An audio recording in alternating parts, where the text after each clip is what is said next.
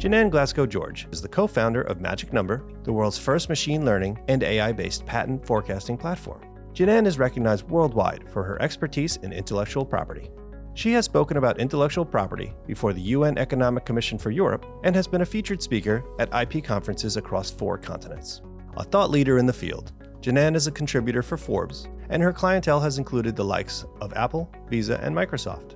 As an investor, entrepreneur, patent attorney, and former USPTO patent examiner, JiNan's background gives her the ability to see intellectual property from the corporate, legal services, and government perspectives, a unique personal perspective not common in this industry. She has a track record of helping companies increase their valuation through developing an IP strategy that helps them own their zone. Many of the projects JiNan has worked on have seen valuation increases of 5x to 15x. Please welcome our host for the Virtual Growth Acceleration Forum, JiNan Glasgow George.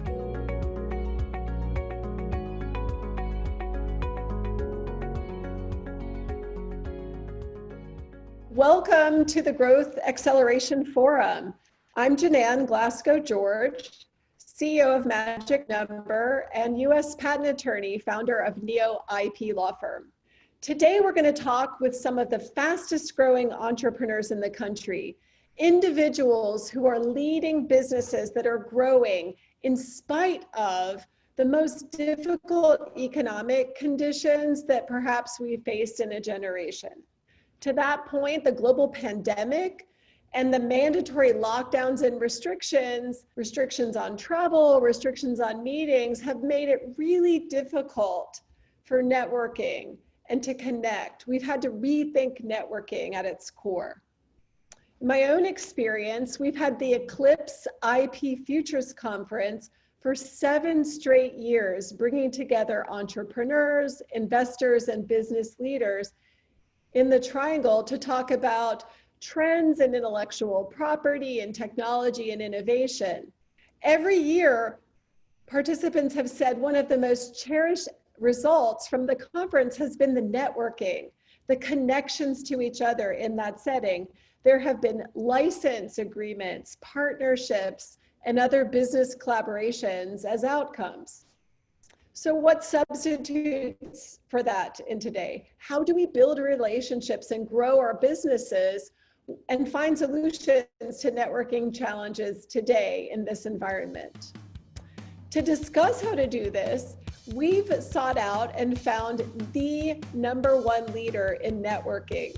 I'm thrilled today to be able to talk with Keith Ferrazzi.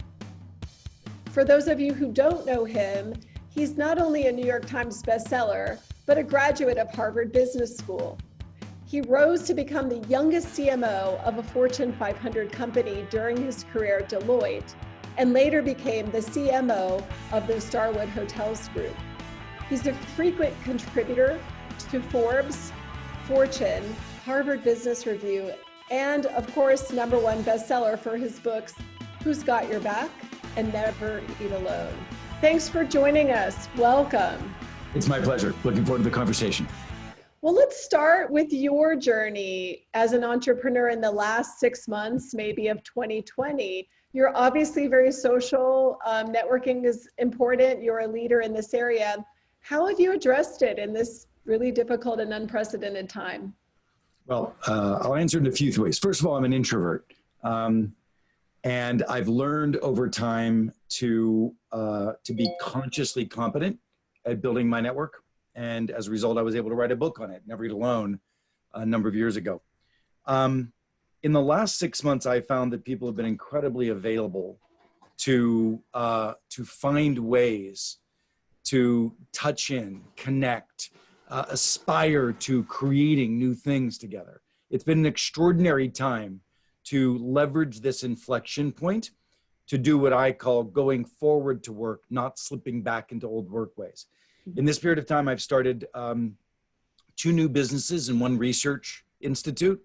1 business failed and I'm restarting it, a pivot. Another business languished and I've got a new leader. And the research institute is thriving. That's the Research Institute of Going Forward to Work.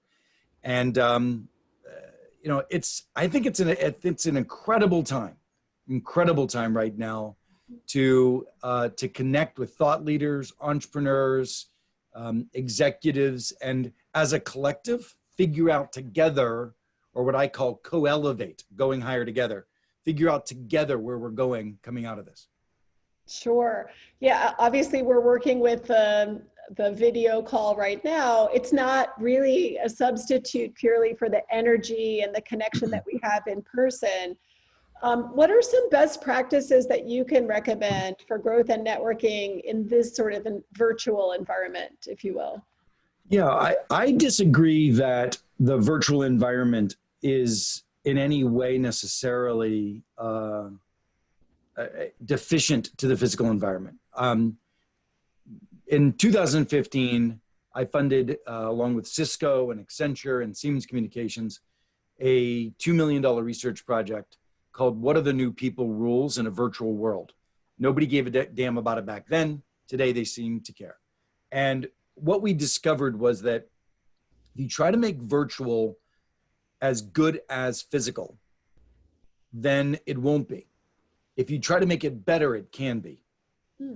So, for instance, in the olden days of networking, I might be flying to New York and stop off in Detroit on my way and have a dinner with one of the more senior automotive executives that I met along the way.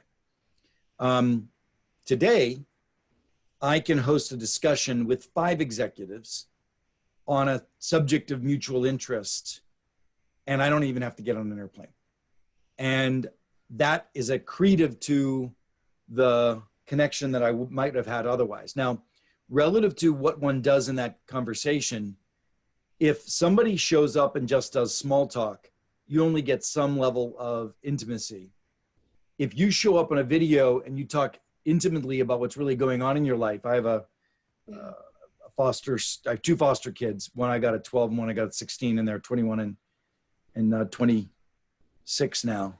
And the challenge I have is as a father, I'm willing to share rather openly in this kind of a medium with somebody. I can share openly what some of my just angst is, and more than ever, a lot of people are willing and capable of showing vulnerably up in a video medium. I actually think that the intimacy and the connection can be deeper as a result, depending on what you share. So, you know, I think the idea that this medium isn't as effective, I think it actually can be significantly more effective. Wow, that's fascinating. So as a patent attorney, I work a lot with inventors and innovators, and I do find that we're gaining some efficiency in communicating and being able to go between a conversation and then sharing drawings or sharing a video. And I do think the familiarity now with video is making that easier, but for many of them, it's hard to disclose things. And if they're worried about security or privacy, they can have some issues with it. But it's interesting. It sounds like there are platforms that have different degrees of securitization. We know that. And one of the things you just mentioned is asynchronous collaboration. You can do a lot more thoughtful. So I invented a new word called co-elevation, going higher together. And I find that a combination of direct collaboration, asynchronous collaboration can really advance collaboration a lot more than the traditional meeting format that we used to use. I also feel, and so I'm using Google Docs and in a way that I never used to use before, and I really like it a lot. I'm finding that relative to, again, back to the networking piece, I'm finding that I can reach out to many more people, and many more people have an ounce of time. Used to be, when I wrote Never Eat Alone, I talked about, you know, reaching out to somebody to get 5 minutes and a cup of coffee, 15 minutes and a cup of coffee. Well, it got to the point where I don't even have 15 minutes, a cup of coffee for anybody. So that's a piece of advice that wasn't really working, I suspect, anymore. However, today I found that I can get a lot more quick drop-in time from people, because not only did we get time freed up without traveling, but I think people are willing to entertain a little bit more curiosity. Now, you got to make sure that you have a compelling subject matter, just as it always has been. You've got to make sure that you're generous and you have good content to put on the table. Mm-hmm. Yeah, that makes sense. I can see how the available time can make it better than things that were merely serendipitous. Yes, exactly. Well, and by the way, that's a good question. That's a good question. How does serendipity exist? Mm-hmm. The TED conference this year went online. And unlike old days where you would maybe get some serendipity in the hallway at the TED conference, but when you're sitting in the forum watching a speaker, that's all you were doing. Now, while the speaker's going on, there's an entire text thread going on. Yeah. And that's very powerful. It's actually a very separate form of engagement at an event. And what I was recommending to people lately is when you go to a conference, make sure that you're actively using the chat room. You let people know in the chat room what your thoughts are, what you do. You're building your brand. Someone's giving you an advertisement platform for what you're thinking about and doing right there. Yeah. And that didn't exist in the past. Yeah, that makes sense. In our Eclipse conference we had for 7 years, we were bringing together entrepreneurs, investors, and business leaders.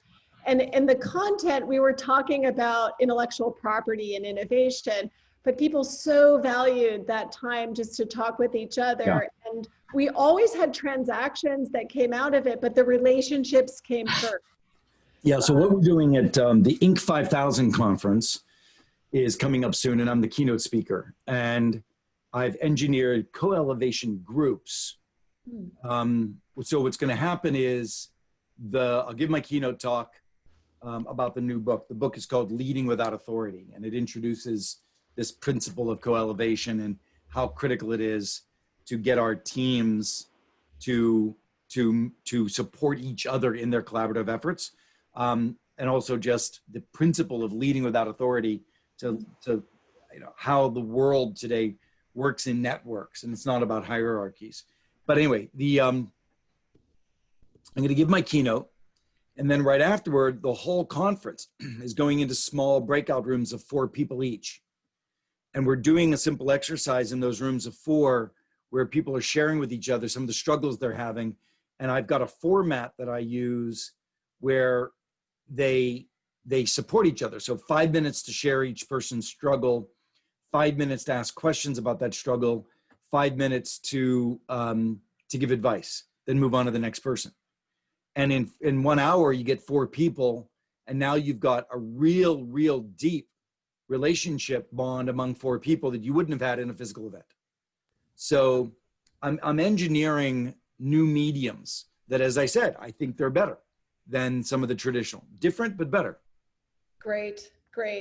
Tell me a little bit more about some of your innovation and your intellectual property. I'm sure that you have been cultivating that as you are releasing a new book, and this format sounds amazing. Yeah, so my first book was Never Eat Alone, about networking. My second book, Who's Got Your Back, which is that blue one in the back, talks about the power of deep and strong connections and ties, deeper than a network, the kind of what I called lifeline relationships and how crucial they were to our success. We have been implementing, what my job is I coach executive teams. We're coaching the team at General Motors, Verizon, Delta Airlines through this transformation. We coach a team for about a year to fully reboot and transform to a high-performing, co-elevating team, break down silos, have full candor, transparency in the room, et cetera. The new book, Leading Without Authority, birthed this idea of co-elevation. We work in networks today. So how do you apply the principles of Never Eat Alone, but to your workplace in getting things done? Leading, I was just on the phone this morning to Gartner Group. I'll be speaking to their chief information officer community. I mean, these are functional leaders who don't have the budget and the resources and authority to do what they need to do for their jobs. They've got to earn that right. Business partners. So how do you teach somebody to earn the right to lead, not assume it? And I'm spending a lot of time on that. To that end, as I said, I just started this new foundation, Go Forward to Work, documenting all of the pivotal changes going on in the world today, in the world of business, I mean, we need to be running our organizations in a much more agile fashion. How do we build a more resilient organization? What are the what are the broader implications of diversity and inclusion in our organizations today for innovation, for breakthrough thinking and transformation? So all of that is at Go Forward to Work. And I would imagine some of your audience might be interested in our research around virtual teams. We published that at virtualteamswin.com, and multiple studies, webinars, et cetera, about remote work and how to be remote leaders with more efficacy. Great. I love that. I mean, I think virtual is certainly something we've all become more accustomed to. Yeah. Are there any obstacles that you think need to be addressed or removed in order to facilitate that?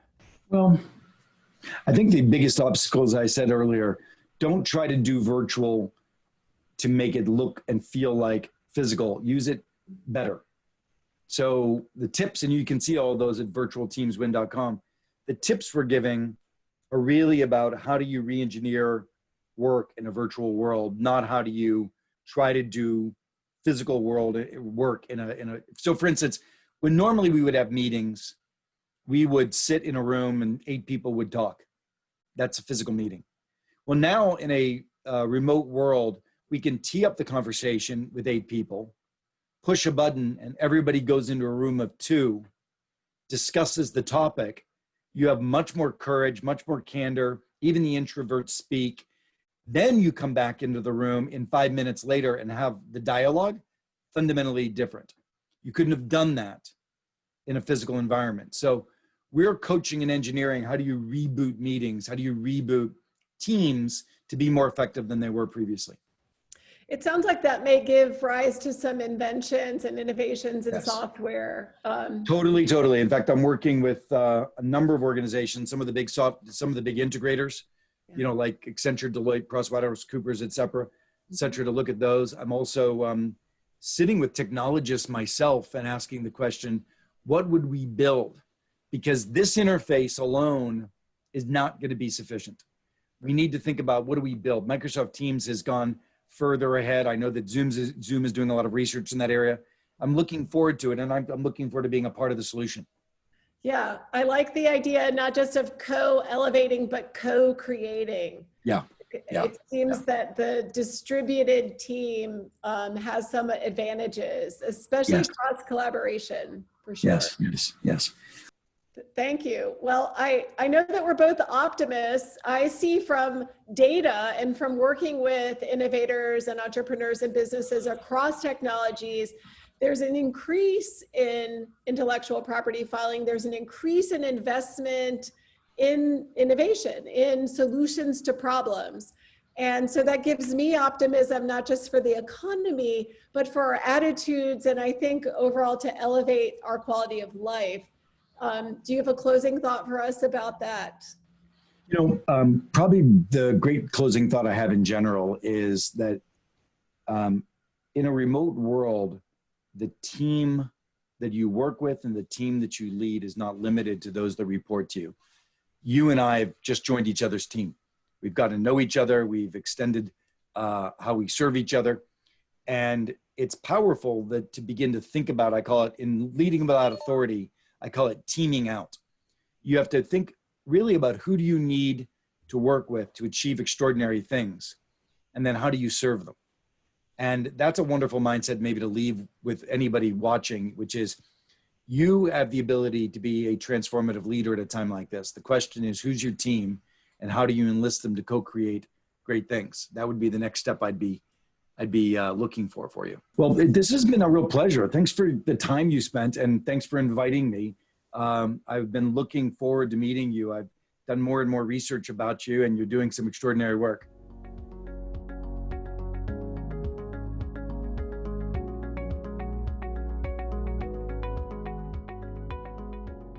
I really like helping people realize their true worth through invention and innovation and turning ideas into reality. That's what drives me, both in my IP firm and also in Magic Number, our software company that gives vision to entrepreneurs and investors. Created with my partner, Taylor Brockman, who's an AI and software genius. We decided to take all of my years of experience with intellectual property and patent data and add machine learning and move toward AI so that we can develop something that's updated in real time. Patent investment always leads market activity, but when you couple it with market data, investment in early stage companies, acquisitions, partnerships, or license deals, that's when the data is really valuable. So investors and funds like private equity and VC can use the data that we uniquely have in Magic Number to improve their likelihood of success with investments. For every portfolio company, there's a context, a Magic Number sector that can inform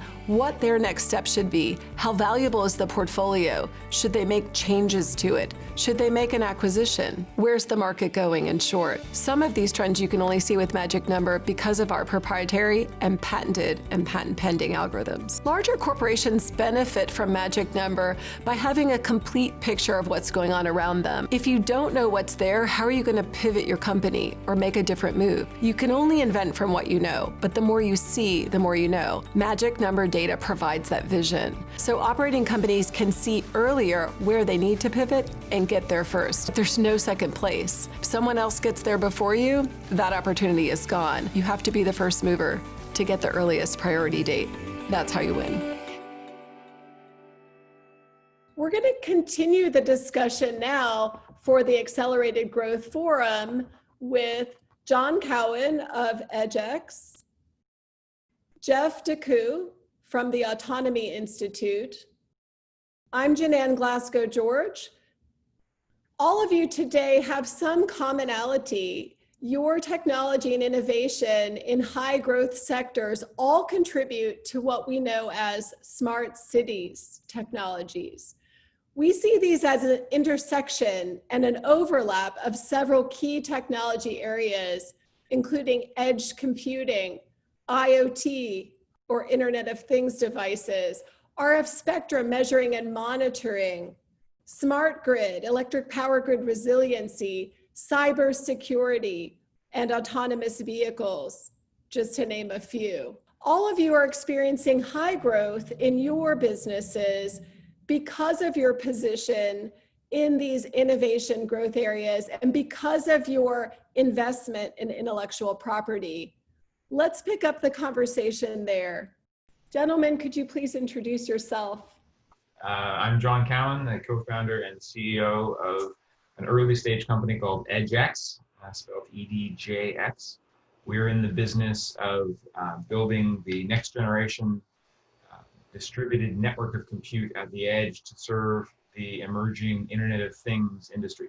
And my name is Jeff Decoux. I'm the chairman of the Autonomy Institute. The Autonomy Institute is a consortium, 501c3, that's focused on the path to commerce, accelerating the deployment of the critical infrastructure, the intelligent and autonomous infrastructure that needs to be deployed to support critical things like 5G, edge computing, ITS, as well as resilient cities. Thank you both so much. You know, smart cities is kind of a common term, but requires a keen and large investment in infrastructure. And needless to say, every one of these technology areas is seeing high growth. From our Magic Number patent forecast data, we see most of these sectors growing over the past 5 years at rates of over 300 to over 2,000%.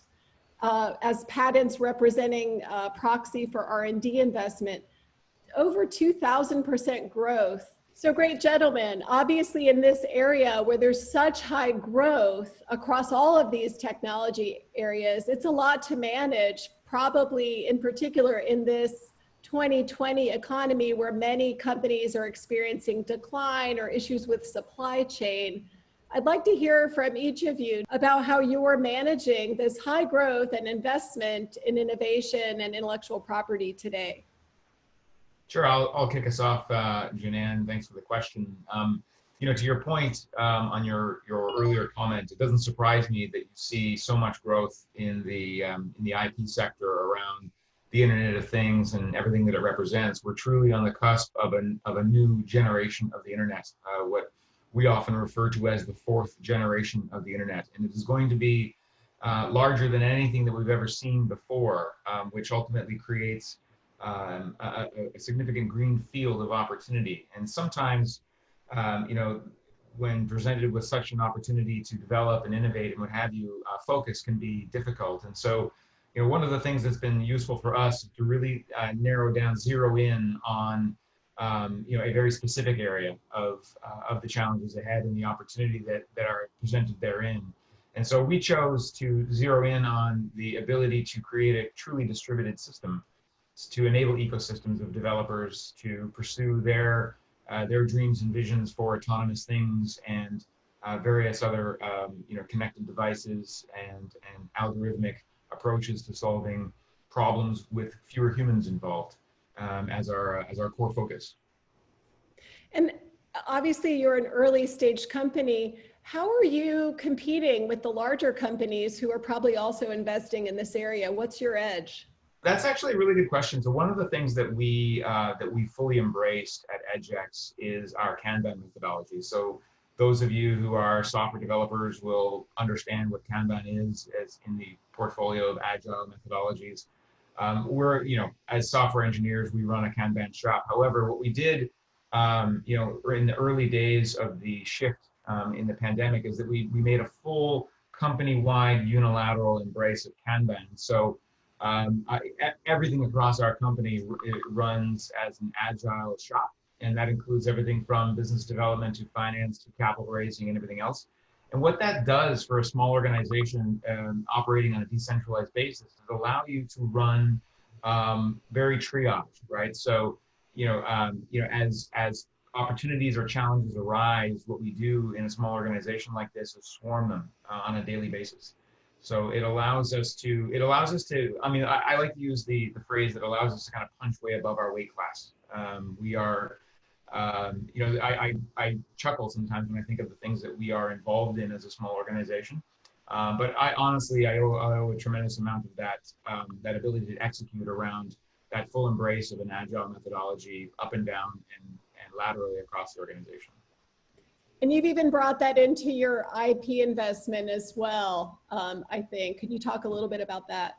In fact, so I shameless plug for Magic Number aside here, okay? So put that aside for a second. But tools like Magic Number allow a small organization like EDJX to truly harness our ability to be agile in the business sense.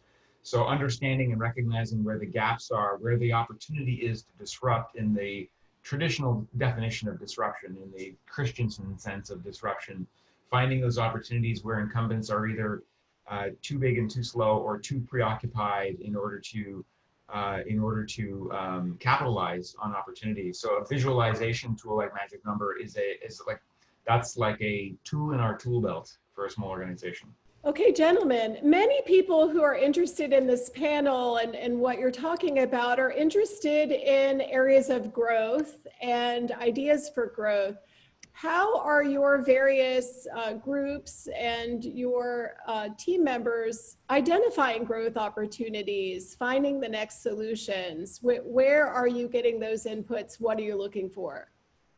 If you look at, as far as the use cases and where to find, I think there's been a large number of use cases that have been wanting to be adopted, but it wasn't until these new architectures and this new deployment of infrastructure that even made them possible. Because many of these new services, whether it be AR, VR, digital twin, traffic management, traffic safety, high-speed ingest of data, smart city applications, all require low latency and handling of massive amounts of data.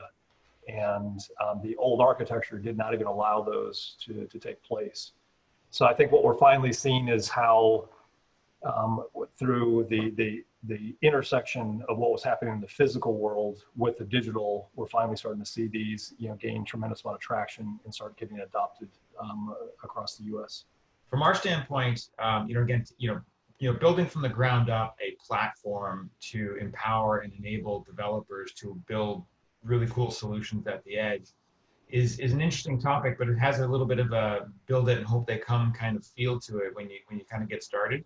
And early on in our process, what we began to do is just socialize, right? It's really about networking. It's really about talking to innovative developers and companies that are doing interesting things or wanting to do interesting things, and and doing a lot of listening at the end of the day. Where's the pain and suffering? Where is the where are the issues that are keeping them up at night, so to speak.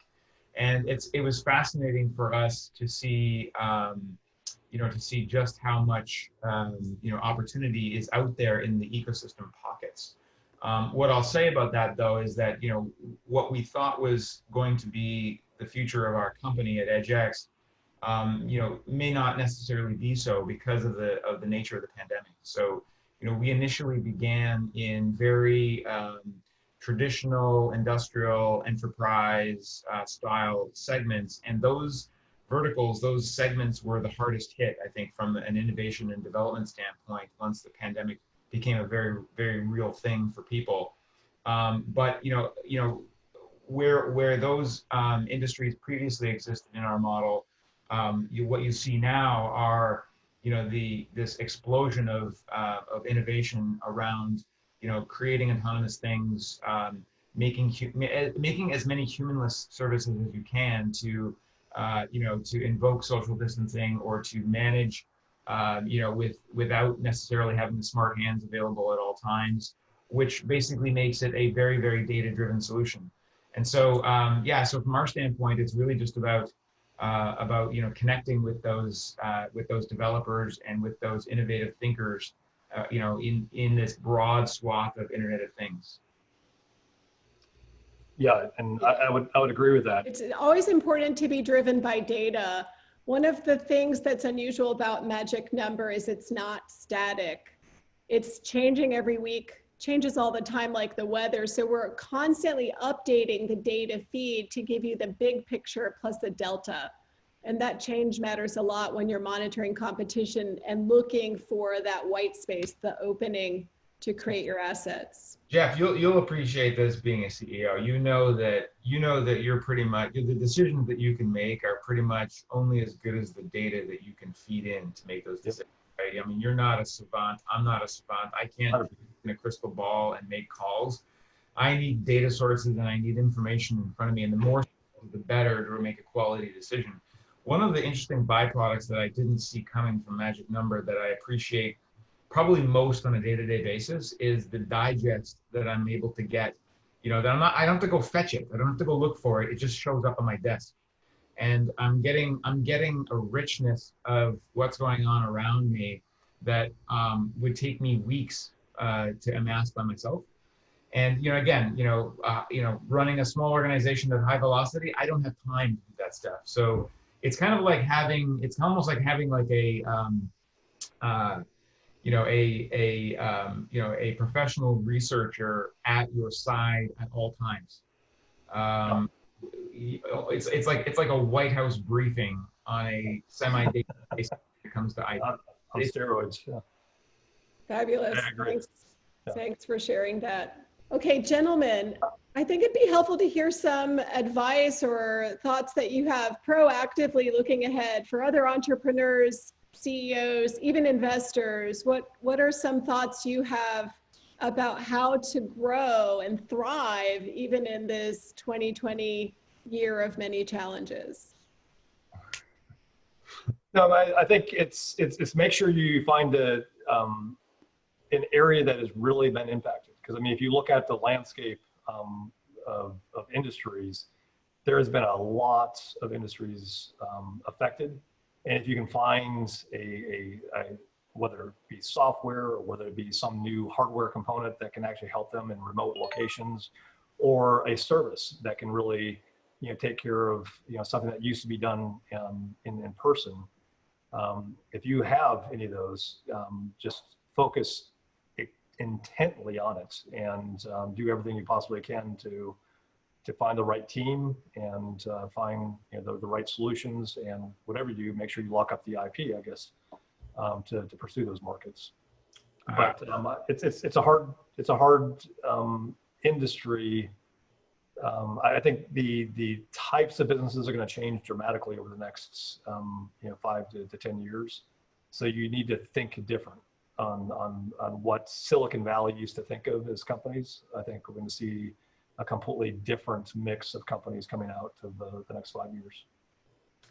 My advice would be to just simply embrace the reality of it all, right? So there is if you spend any cycles thinking about what could have, should have, or would have been, or it's the pandemic, these kind of always forward. As an entrepreneur, you have to be always forward. This is the new operating conditions. Adapt and move forward. That's what you have to be able to do, in order to not just to thrive, but to survive, these kinds of times. And the ones that are able to do that are the ones that are going to experience the greatest amount of success. So my advice would be, embrace this. This is the operating reality. Embrace it. Be mindful of it, and be grateful that you're here to tell the story. So that's what entrepreneurs have to do, especially in these times. Absolutely. My take on it is the one completely inexhaustible resource that we have is imagination. It's ideas. And harvesting that and focusing that, channeling that into areas where there are problems. If we're bringing solutions, that's great. When we look at the IP data, we look at investment in these areas of innovation, we've seen a lot of huge growth markers in this year, in the past 6 months, 9 months, 12 months, and the trend is going up. This is a leading indicator for economic activity. So I'm expecting to see recovery. I'm expecting to see super high growth coming out of 2020 because of the investment that's been made. So I guess my advice would be, if you are not taking stock of areas for investment, improvement, next generation solutions, you have to be looking at this today in order to profit and thrive tomorrow. And to just reinforce the importance of our patent system, it's not just the participation in it, the exclusive rights, but the data and information that come from it. Every single patent is an inventive solution to a problem. There's literally over 10 million solutions documented. It's a rich source of solution data for any industry. So I encourage people to consider using it in a greater degree than has been in the past. So given that each and every patent is an inventive solution to a problem, and that we can evaluate this in trends by technology sector and even by company, it seems there's a great opportunity, maybe a greater opportunity, when you bring many independent different companies together on a large problem like the Autonomy Institute is addressing. Talk about that for a second, Jeff. Well, the most important is finding the really smart people that know their domain depth extremely well, and listening. Because I think I'll use an example. I mean, I think the path to you and the path to us finding the IP, the new IP review of Geo Networks, that was critical to us because it gave us a far better visibility into what your client at Geo had, what Hill had. And it also gave us a much better confidence in that system. It allows a better view. So when you introduced me to people like John and DGS, it came with a lot of backing, a lot of reference, and a lot of validation that allowed us to take DGS as an example and start to look at how did that compare to other companies in the industry, and then realize very quickly that there's a reason that it's the lead in the portfolio space, is because they have the right solution, they have the right markets, and they obviously work with you to get the right IP protections. Great. And John, I'm sure you watch what sort of investment happens at larger companies like Red Hat, and of course they were acquired by IBM. how does that affect the way that you look at your position competitively? Well, I mean, look, we look at the macro picture in terms of the, the 5 to 10 year trends, right? I mean, what we're trying to do is again, I apologize for the Canadian analogy, but we're trying to skate to where the puck is going. You see the hockey stick in the background. I can't avoid it. And to do that, you got to look at long-term horizons and to understand those. The tea leaves for us is really the ecosystem. So who's doing what in the ecosystem right now? And that's,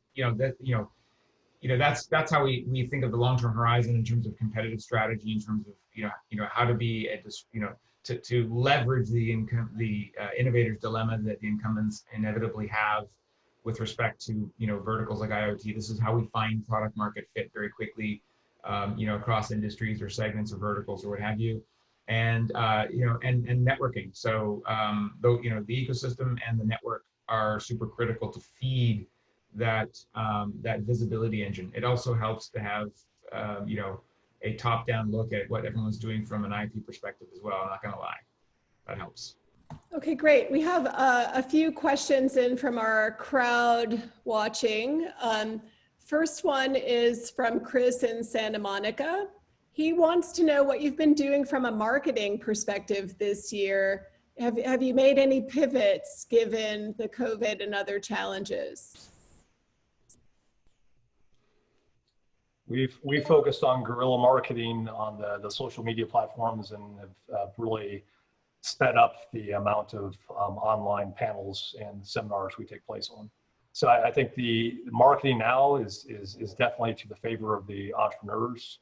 As long as you have a valuable topic that people want to hear about, you can find some really good audiences that care, and you can do it far more with guerrilla dollars than the large marketing dollars of the past.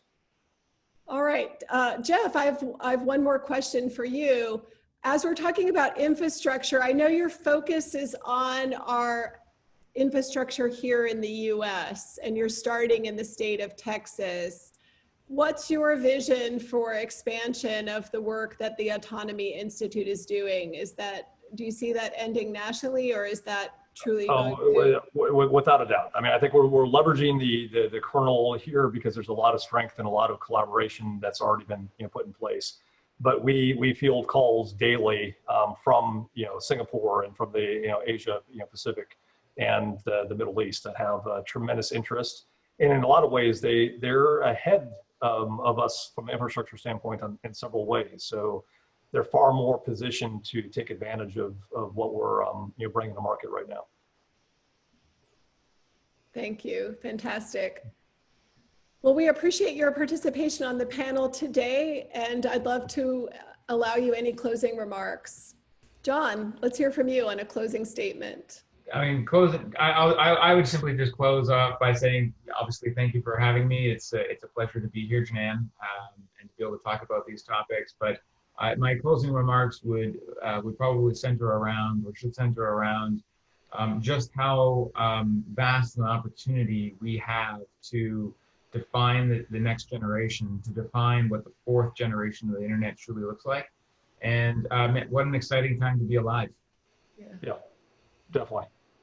And I'd second that. And I do appreciate you taking the time. And I also appreciate the leadership and having the incredible collaboration of companies that you have worked with, because that's really helped us out in a great way of increasing the momentum and ability to get the Autonomy Institute stood up here in the US.